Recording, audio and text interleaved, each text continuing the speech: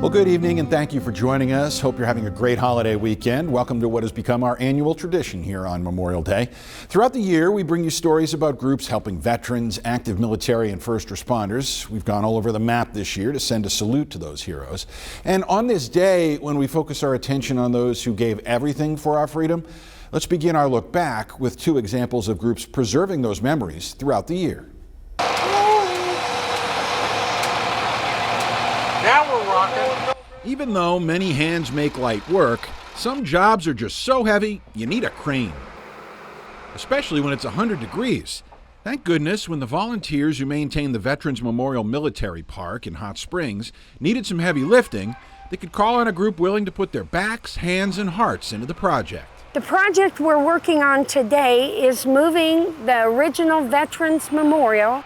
3 huge slabs of granite, originally commissioned decades ago, basically moving across a parking lot. It's getting a showcase position in the stately spot opened up by the Garland County Veterans Memorial Committee. The mission of our committee is to honor veterans every day. We do it by mostly having at least 2 services a year. Jo West Taylor Davis is the chair of the committee.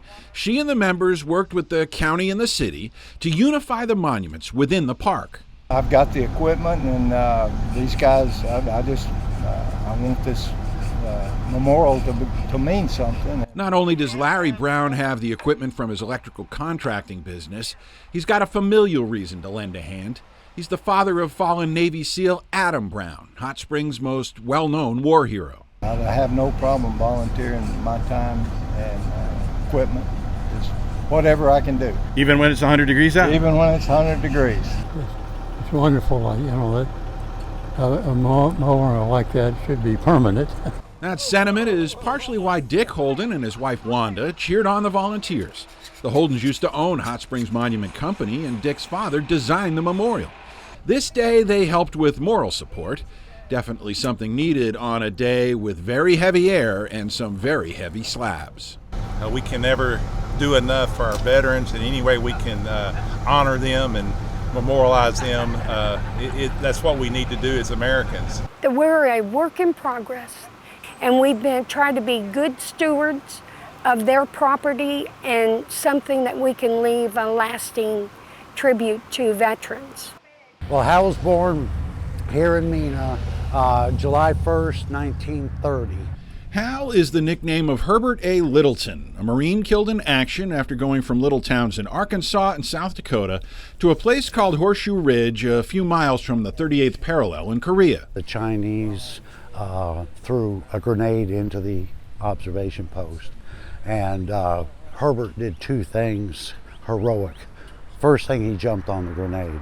But before he did that, he took the radio off, and the last words out of his mouth were "save the radio."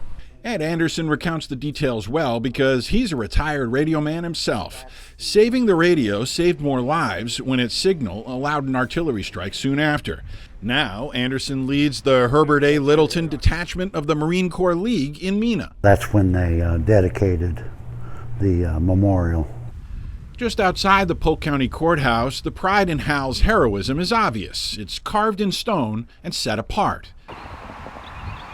2 hours east in Little Rock, Littleton is honored alongside other Medal of Honor recipients, but this site for the exceptional is in need of an expansion. We have 4 people that we're currently working to place in addition to the 25 that's out here right now. Paul Garrett and 3 other veterans advocates are on the State Medal of Honor Commission.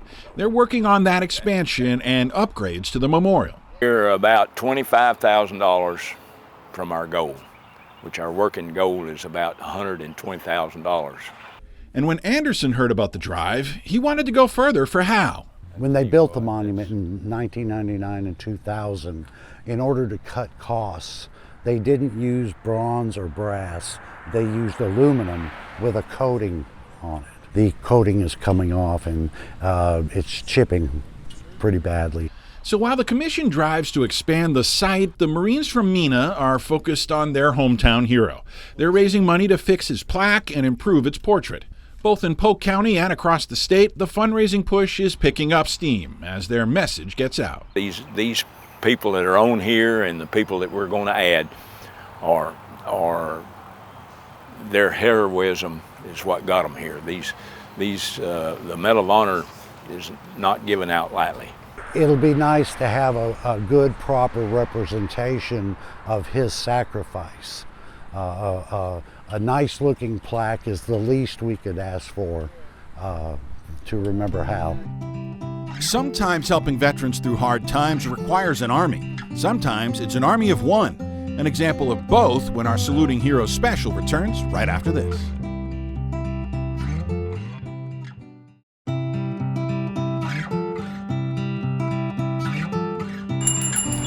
We're at the end of what the Salvation Army calls kettle season.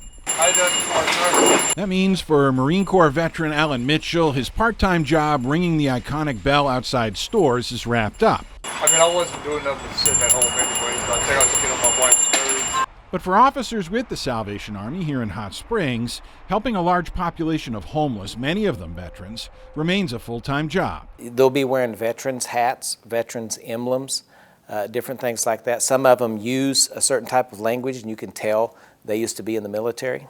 Captain Brian Brindley is adept at identifying them, even when it's not as obvious.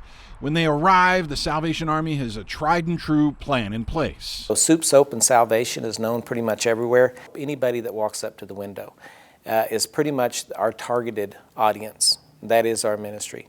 And so especially when it comes to veterans or people that are homelessness or people have drug addictions or something like that, those are the people that we target in our ministry. Ministry includes food, clothing, detox, and spiritual guidance. Part of the reason Captain Brindley serves so many is because of what he calls a high degree of sustainability. Homeless here can draw on many resources. The Salvation Army here figured out how to tap into a lot of them specifically for veterans. I work for Division of Workforce Services of Arkansas, and I'm a Disabled Veterans Outreach Program Specialist. Walter Szlajewski and Captain Brindley started teaming up about a year ago. The separation of church and state breaks down a little, but it's well worth it. We just click. You know, they have services. I have the clientele that need the services. Often, they create a game plan for a veteran or a veteran's family. The Corps might help in a crisis. The state cuts through the red tape. The Corps starts to help a vet with mental illness. The state sets them up with VA treatment. They take pride in their reach and efficiency. If you are a veteran or a spouse of a veteran and you're in need, any kind of need, rehab support, mental health, shelter, please reach out to us so we can get you the help that you need as fast as possible. But once that help arrives, Captain Brindley says the Corps' work is just getting started. It's starting the case management to be able to actually help somebody change their life. And that needs to be the great investment that we make in Arkansas. Our agency is small, but we're mighty. So small, you might miss Cheryl Talbert and her volunteers with Stoneworks Agency on a busy day at the library. Stoneworks Agency is a 501(c) nonprofit that serves veterans from all eras. That lofty mission doesn't have a permanent home base, but that's the way Talbert likes it. For 3 to 4 hours every week, she reserves some office space and fields calls. Other days, you'll find her at the VFW. It's small, but mighty and mobile. People know I'm here, and so they can come in. And sometimes we'll have 4 or 5 veterans sitting around, and it's amazing once you bring a group of vets together how they can help each other. That's one example of the networking she leads. On the day we met her, she got a call to help build a wheelchair ramp. The call came from one of the dozens of people who know Talbert has the connections to dozens more. That ramp will get built in no time. There's a lot of those little needs that sometimes people just don't know where to ask. So then they call me. All those little things help chip away at the bigger challenges in Hot Springs. Thousands of homeless neighbors with a huge number of them veterans. And then there's the new face of former service members like Amy Rose. I was in the Air Force from 99 to 05. I was a staff sergeant, and I was stationed in England, Mississippi, and Colorado, and went to Al-Assad, Iraq in 03 and 04. Talbert helped Rose when she came to town 5 years ago, teaching her that one-on-one method, and she, in turn, has used it to discover there are a lot of women like herself out there. And a lot of us have the same voice and the same story, and just really coming alongside and finding out what needs she's at, because a lot of us don't voice our needs as much as we probably need to. Notice what you haven't heard from these women. Any talk about a regimented program.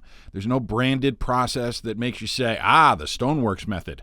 Talbert thrives by being more flexible, small enough to maneuver, then have a big impact. When they come and say, this is what we need food, we need a ramp, we need a job, whatever they need, then we take it one person at a time, one vet at a time, and help them. On a day when we salute and honor the past, it's important to keep an eye on the future. We look back on youngsters just getting started on their service careers right after this.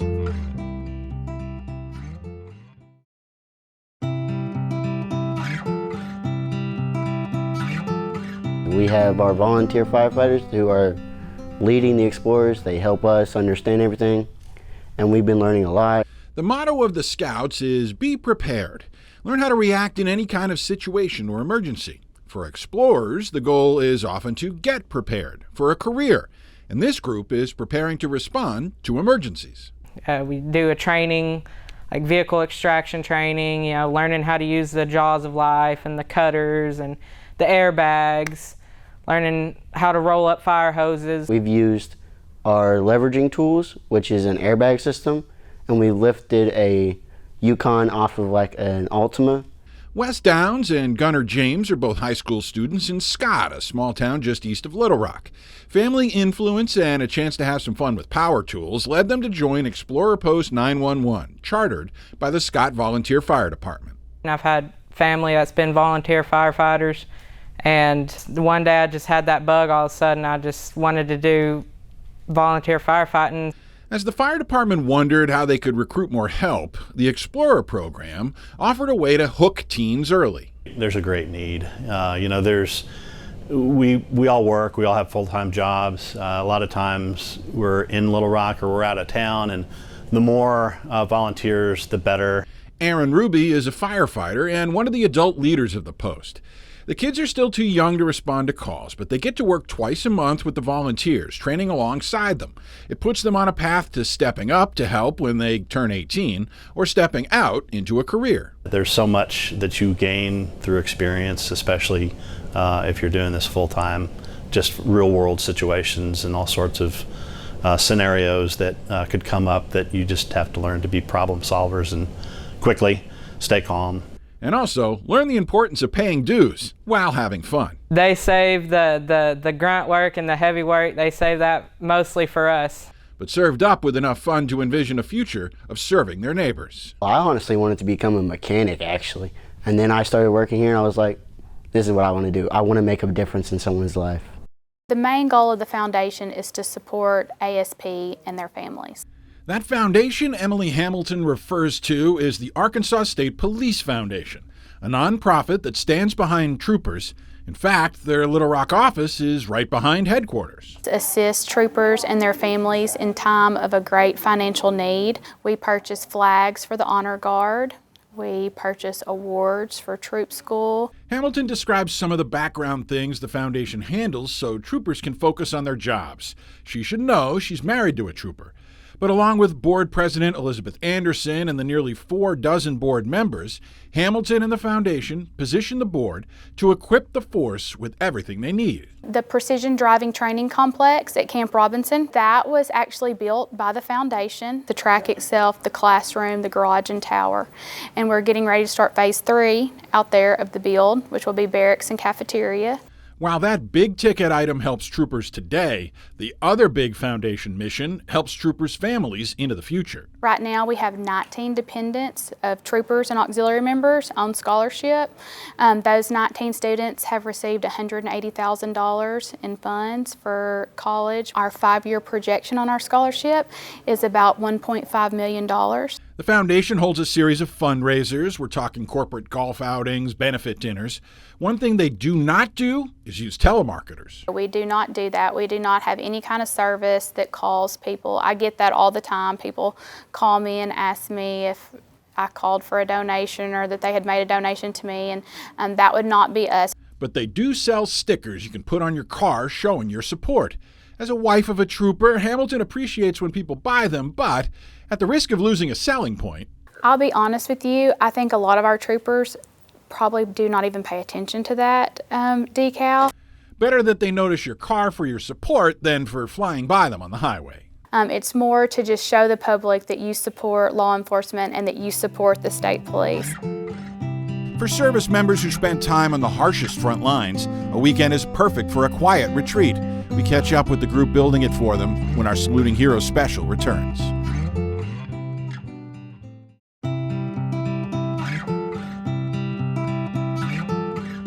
We provide them an all-inclusive weekend of hunting and fishing. We started with duck hunting. We've since expanded to deer hunting, goose hunting, and some trout fishing. You'd have no problem lining up well-heeled hunters buying into that kind of offer. Too bad most of us can't join. The initiation is very specific. We were really looking to serve the men and women that did the heavy lifting in our country's longest war.